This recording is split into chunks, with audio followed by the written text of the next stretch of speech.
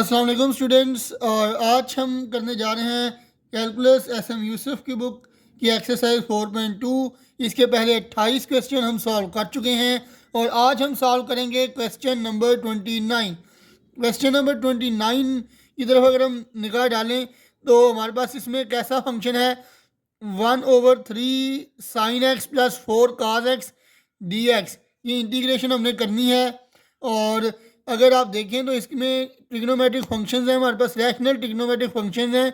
इसके ऊपर कोई भी डायरेक्ट फार्मूला नहीं लग रहा, लेकिन अगर ऐसी कंडीशन आ जाए तो हम क्या करते हैं, इनको किसी एक फंक्शन के अंदर कन्वर्ट करने की कोशिश करते हैं। चाहे इसको साइन के अंदर कन्वर्ट कर लें, चाहे इसको कॉस के अंदर कन्वर्ट कर लें। और एक हमारे पास एक आगे जाके एक मेथड आएगा मैजिक सब्सटीट्यूशन, जो कि 4.6 एक्सरसाइज में यूज़ होगा।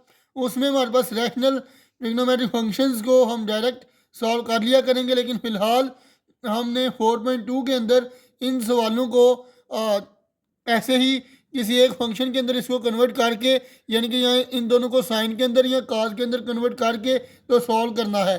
जब हम 4.6 कर लेंगे तो फिर आप इन क्वेश्चन को उस मेथड से भी, मैजिक सब्सटीट्यूशन के मेथड से भी हल कर पाएंगे। तो आइए इस क्वेश्चन को अब सॉल्व करते हैं। हम क्या करेंगे कि इसको पहले लिख लेते हैं 1/3 साइन एक्स प्लस 4 काज एक्स इंटू डी एक्स। और मैं क्या करूँगा कि साइन के साथ 3 है तो इसको मैं पुट कर लूँगा आर कॉस थीटा के इक्वल। ठीक है जी। इसी तरह 4 काज के साथ है तो इसको मैं कन्वर्ट कर लूँगा 4 is equal to r sine theta के इक्वल। ठीक है जी। अब आप चाहें तो इसको आर साइन थीटा के इक्वल भी पुट कर सकते हैं और इसको आर काज थीटा के इक्वल भी पुट कर सकते हैं, इसमें कोई इशू नहीं है। अब इसको मैं कह देता हूँ इक्वेशन नंबर 1 और इसको कह देता हूँ इक्वेशन नंबर 2। और फिर उसके बाद मैं इनका स्क्वायर करूँगा और इनको ऐड कर लूँगा by squaring and then adding equation 1 and 2। Equation 1 को मैं पहले स्क्वायर लेके फिर ऐड कर लूँगा तो क्या आ जाएगा, ये 3 का स्क्वायर 9, इधर 4 का स्क्वायर 16 इज इक्वल टू ये किसका स्क्वायर आ जाएगा, r square cos square theta. और ये आ जाएगा r square sine square theta. अब ये 9 प्लस 16 कितना आ जाएगा, 25 आ जाएगा हमारे पास। इन दोनों में से आर स्क्वायर कॉमन चला जाएगा तो ये आ जाएगा cos square theta plus sine square theta. तो cos square theta plus sine square theta किसके इक्वल होता है जी, cos square theta plus sine square theta equal होता है 1 के। ठीक है जी। तो ये 25 is equal to r square into 1। तो ये किसके इक्वल आ जाएगा, 25 is equal to r square. अब मैं अगर दोनों साइडों में स्क्वायर रूट लूँगा तो हमारे पास आर प्लस माइनस 5 आ जाएगा। ठीक है जी।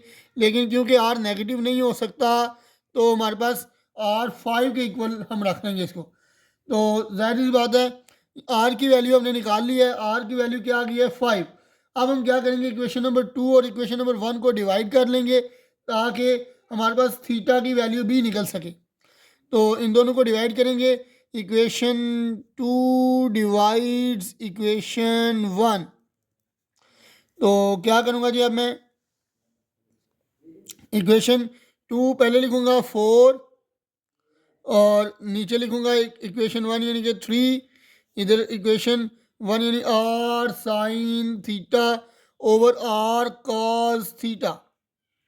आर से कैंसिल हो जाएगा और ये आ गया 4/3 is equal to sine theta over cos theta. क्या होता है, साइन ओवर कॉस होता है टेन थीटा। ठीक है जी। और यहाँ से अगर टेन मैं इस साइड पे ले जाऊँ तो थीटा की वैल्यू मेरे पास आ जाएगी टेन इनवर्स 4/3। आर की वैल्यू हमने निकाल ली 5, टेन इनवर्स थीटा की वैल्यू निकाल ली टेन इनवर्स 4/3। अब हम इन वैल्यूज़ को फंक्शन के अंदर पुट करेंगे तो पुट करके चेक करते हैं जी। फंक्शन हमारे पास क्या था, फंक्शन था 1/3 साइन एक्स प्लस 4 काज एक्स इंटू डी एक्स। तो आइए अब इन वैल्यूज़ को पुट करके चेक करते हैं जी। तो पुट करेंगे जी वैल्यूज़ आप इसको इंटीग्रेशन को बेशक आप आई के इक्वल रखना चाहते हैं तो रख लें। तो ये क्या आ जाएगा 1/3 की जगह पे मैं क्या लिख लूँगा, 3 की जगह पे मैं लिख लूँगा आर कास थीटा और 4 की जगह पे आर साइन थीटा। तो 3 की जगह पे लिखूँगा आर कॉस थीटा, इसके साथ था साइन एक्स, प्लस 4 की जगह पे लिखूँगा आर साइन थीटा और इसके साथ क्या था काज एक्स, और ऊपर क्या है जी डी एक्स। ठीक है जी।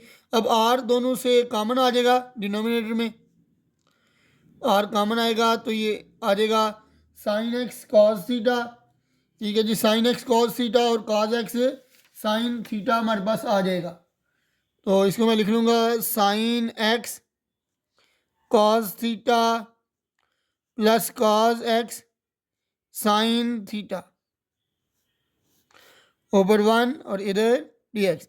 1/r को मैं इंटीग्रेशन के बाहर लिख लूँगा, यानी कि 1/r जो है ये इंटीग्रेशन के बाहर लिखा जाएगा। जी हाँ, तो 1/r इंटीग्रेशन के बाहर और अंदर क्या रह जाएगा 1 ये साइन अल्फ़ा काज बीटा प्लस काज अल्फ़ा साइन बीटा इसके इक्वल होता है जी। मैं यहाँ पे इसका फार्मूला लिख देता हूँ, साइन अल्फ़ा प्लस बीटा किसके इक्वल होता है, sine alpha cos beta plus cos alpha sine beta. जी हाँ, यहाँ पे आ जाएगा साइन बीटा। तो sine alpha cos beta cos alpha sine beta, यानी कि साइन अल्फ़ा क्या है एक्स और बीटा क्या है theta.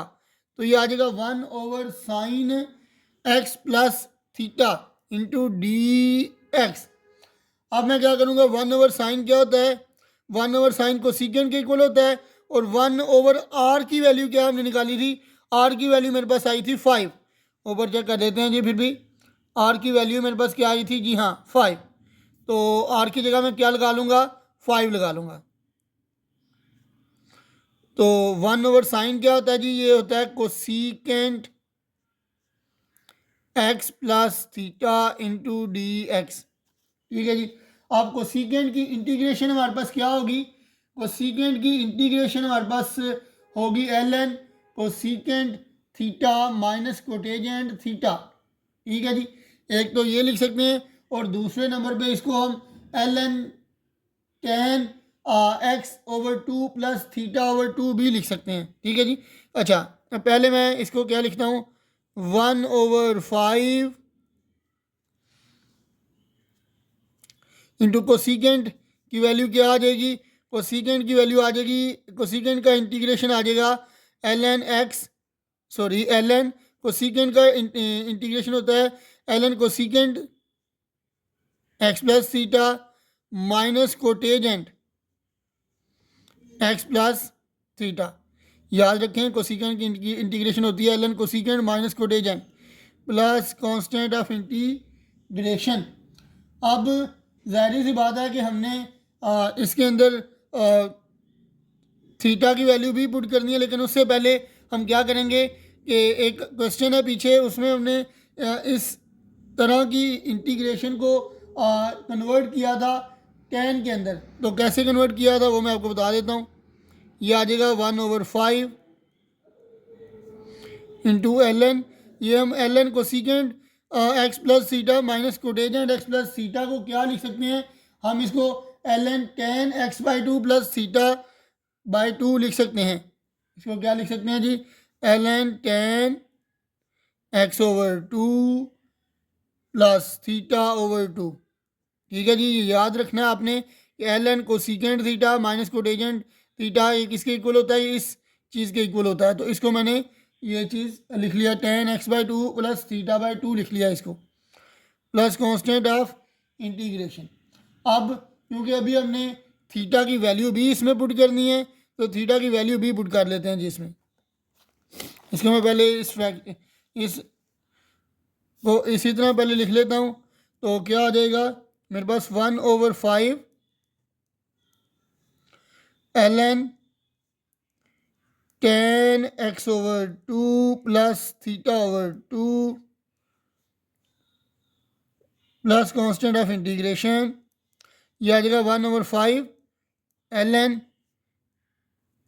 tan x over 2 plus 1/2 theta की जगह मैं क्या लिख लूँगा, tan इनवर्स थीटा की जगह मैं क्या लिख सकता हूँ, ये theta is equal to tan inverse 4/3, तो ये आ जाएगा tan inverse 4/3 plus constant of integration. ठीक है जी, तो ये हमारे पास क्वेश्चन नंबर 29 का सलूशन था जी।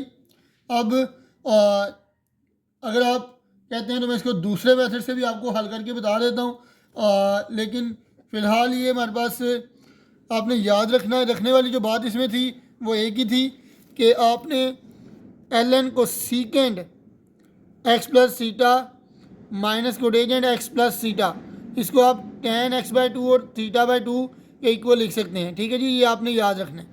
और उसके बाद अब क्या है, इसको हम दूसरे मेथड से भी हल करके चेक कर लेते हैं जी। तो दूसरे मेथड से अब हल करेंगे इसको।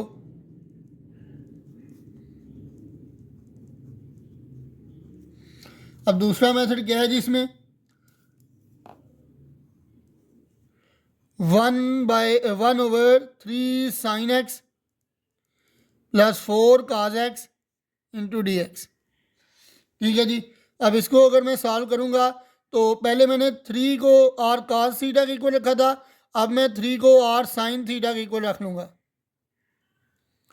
और 4 को r cos थीटा के इक्वल रख लूंगा। ठीक है जी, तो अब मैं क्या करूंगा कि इसमें वैल्यूज़ पुट करने की बजाय पहले बल्कि इनका स्केयर और ऐड कर लूँगा by squaring and then adding. Equation number 1 इसको कह देता हूँ, इसको इक्वेशन नंबर 2 कह देता हूँ।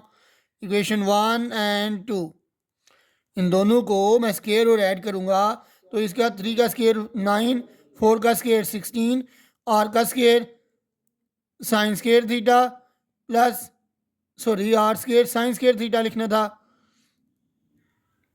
Plus r square cos square theta.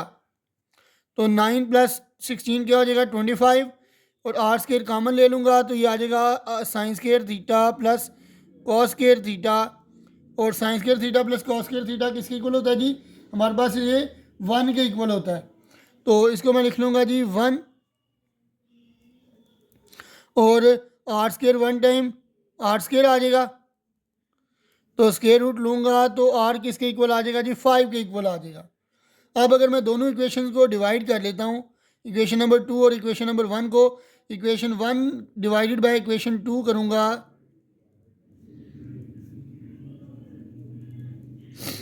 तो क्या आ जाएगा हमारे पास, इक्वेशन 1 और 2 को डिवाइड करेंगे तो इससे हमारे पास r की वैल्यू निकल आएगी।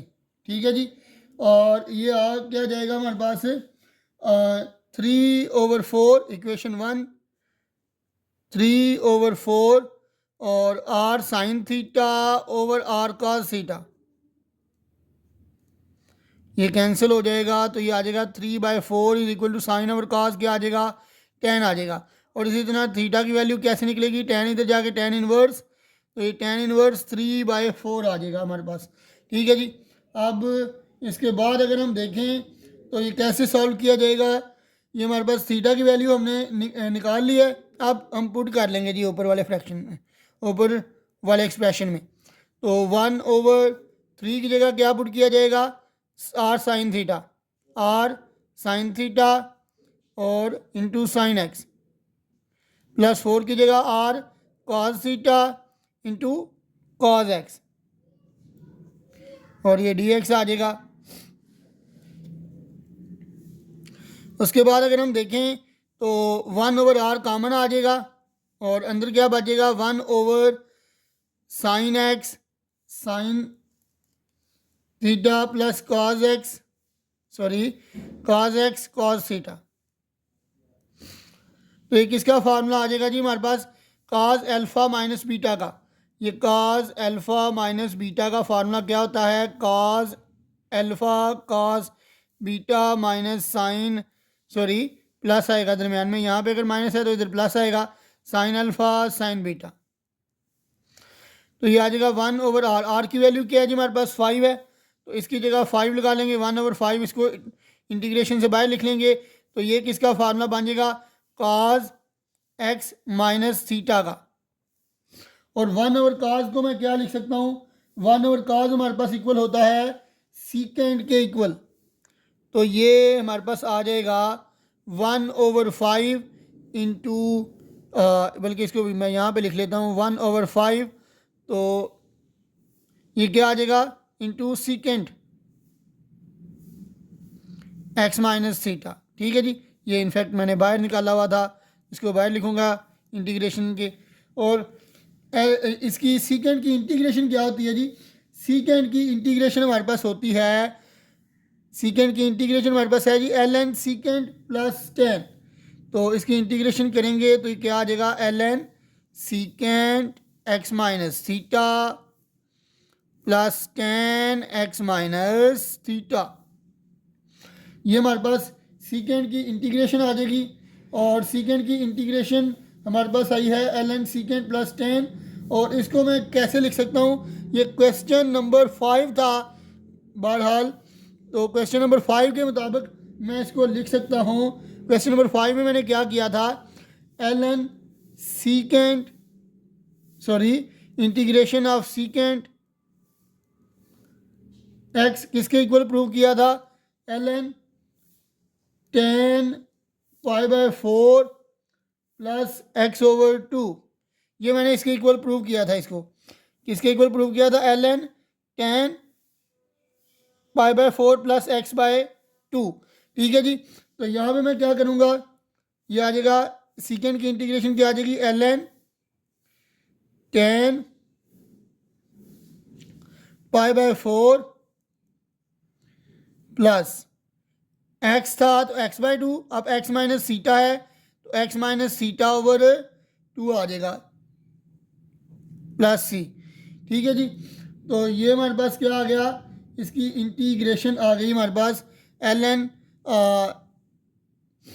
यहाँ ये क्वेश्चन नंबर 25 हमने, सॉरी 5 वाला क्वेश्चन में सॉल्व किया था। Second x is equal to, second x को हमने निकाला था ln 10 x/2 प्लस π/4। तो ये मैंने उसी के मुताबिक ये चीज़ लिखी है।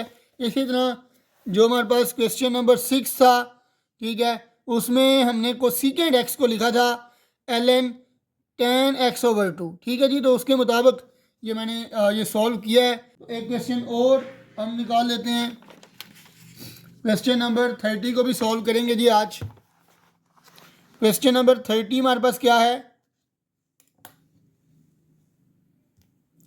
जी? हाँ, तो क्वेश्चन नंबर 30 हमारे पास है tan x over cos x plus सीकेंड x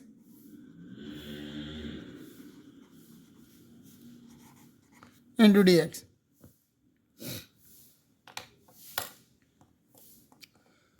ये हमारे पास किसके इक्वल है जी?